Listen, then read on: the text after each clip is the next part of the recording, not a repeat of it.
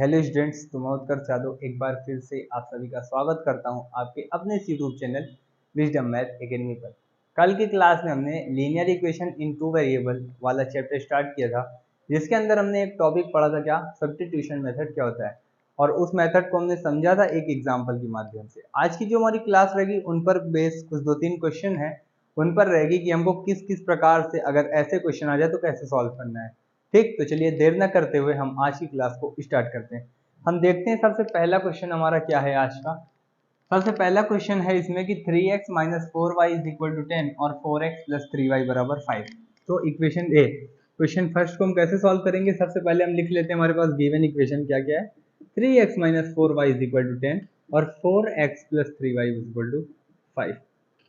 अगर हम देखें समीकरण एक को, दोनों में से किसी एक में से वैल्यू निकाल लेते हैं x या y की। तो पहले इक्वेशन से हम निकालते हैं, लिखते हैं फ्रॉम इक्वेशन फर्स्ट क्या दिया हुआ है 3x माइनस 4y बराबर 10, माइनस का 4y उधर गया, प्लस का 4y, 10 प्लस का 4y, और ये मल्टीप्लाई में 3 है उधर गया, क्या डिवाइड में 3 दिया गया 10 प्लस 4y अपॉन में 3। ये आ गई हमारी क्या x की वैल्यू। अब इसी x की वैल्यू हम पुट क्या कर देंगे, इक्वेशन 2 हम पुट कर देंगे, लिख देंगे put the value of x in equation second, है ना। तो 4x क्या लिखा हुआ हमारे पास 10 plus 4y upon 3 plus 3y is equal to 5। आगे सॉल्व करिए, 4 10 हो गया हमारे पास 40, 4 4 जो 16y अपॉन में 3 प्लस का 3y और 5। यहाँ से अगर हम एलसीएम निकालना चाहें तो 3 आएगा और ये हो जाएगा 40 प्लस 16y और 3 3 जो हो गया 9y इज इक्वल टू 5। और अगर बात करना चाहें आप तो डिवाइड में उधर क्या मल्टीप्लाई में, तो ये 40 और 16 और 9 को अगर आप जोड़ेंगे तो ये जाएगा 25y और 5 3 था, ये क्या हो गया हमारे पास 15, प्लस का 40 उधर गया माइनस का, तो 15 माइनस 40, 25y बराबर, अगर 40 में से अगर हम 15 घटाएंगे तो हमारे पास क्या बचेगा, माइनस का 25 बचेगा, और y की वैल्यू अगर आप निकालेंगे तो 25 अपॉन 25 जो कि हमारे पास कितना आ जाएगा माइनस का 1। अब इसी से हम क्या कर लेंगे, x की वैल्यू निकाल लेंगे। तो इसी में अगर हम x की वैल्यू पुट कर दें, है ना, तो देखिए x इज इक्वल टू हमारे पास क्या दिया था 10 प्लस 4y बराबर बटे 3, तो x is equal to 10 plus 4 into minus 1 upon में 3, और सॉल्व करेंगे तो 10 माइनस 6 अपॉन 3, है ना, सॉरी 10 माइनस 4 अपॉन 3, है ना। और अगर आप सॉल्व करना चाहे तो 6 अपॉन 3 अगर काटेंगे तो x की वैल्यू हमको कितनी मिल जाएगी, 2 मिल जाएगी। तो हम यहाँ से क्या कर लिए, x की वैल्यू 2 फाइंड कर लिए और y की वैल्यू क्या कर लिए -1 फाइंड कर लिए। तो इस प्रकार से आप पहले क्वेश्चन को सॉल्व कर सकते हैं। अब चलते हैं, हम देखते हैं कि हमारा दूसरा क्वेश्चन क्या है और उसको किस प्रकार से हम सॉल्व कर सकते हैं। ठीक, दूसरा क्वेश्चन हमारे पास दिया है पॉइंट वाला, कि पॉइंट वाला भी क्वेश्चन इसमें आते हैं, इस वजह से हमने पॉइंट वाले क्वेश्चन को भी उठाया इसमें। तो लिखा है 0.2x plus 0.3y is equal to 1.3 और दिया 0.4x plus 0.5y is equal to 2.3।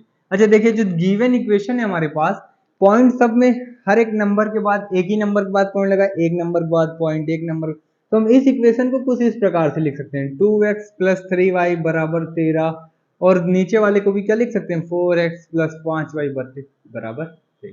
ठीक, ऐसा क्यों किया हमने, क्योंकि यहाँ पॉइंट सब नंबर पर सेम लगा था। ठीक, अब यहीं से हम समीकरण फ्रॉम इक्वेशन फर्स्ट उठाते हैं और x की वैल्यू निकाल लेते हैं। क्या निकलेगी x की वैल्यू 13 है, प्लस का 3y उधर गया माइनस का 3y, और अपॉन में ये मल्टीप्लाई में इधर है डिवाइड में, तो क्या आ गया अपॉन में 2। अब ये क्या कर देंगे, पुट द वैल्यू ऑफ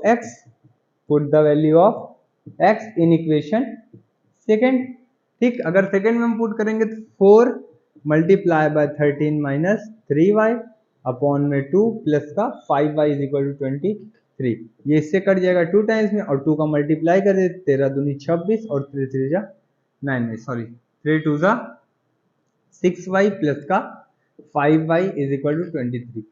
ये प्लस का उधर गया माइनस का, तो और ये प्लस माइनस माइनस, ये आया माइनस का y और ये हो गया 23 माइनस 26, माइनस का y इज इक्वल टू आया माइनस का 3, इससे ये कट गया तो y इज इक्वल टू हमारे पास कितना है प्लस का 3 आया। अब इस y की वैल्यू उठा के हम इसमें रख देंगे और हमारी x की वैल्यू क्या हो जाएगी, फाइंड हो जाएगी।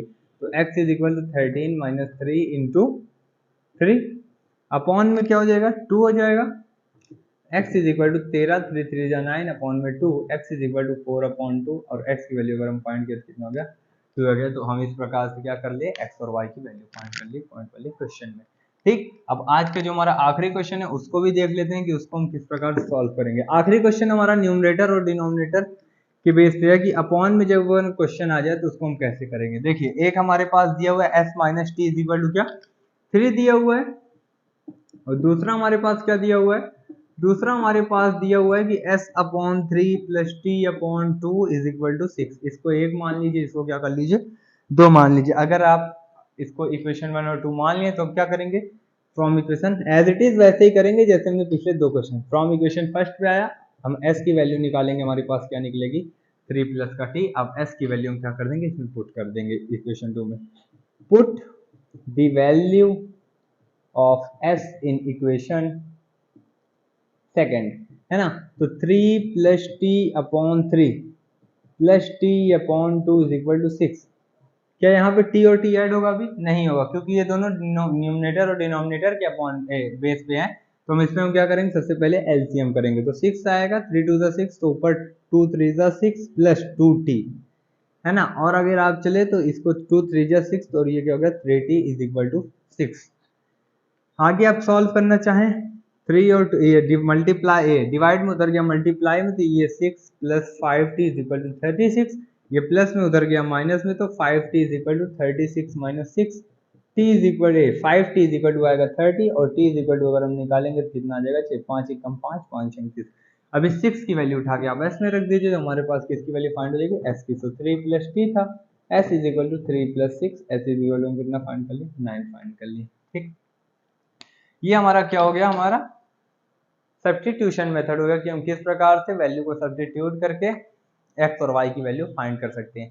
ठीक, आई होप आज की ये क्लास, ये टॉपिक आपको समझ में आया होगा। Thank you.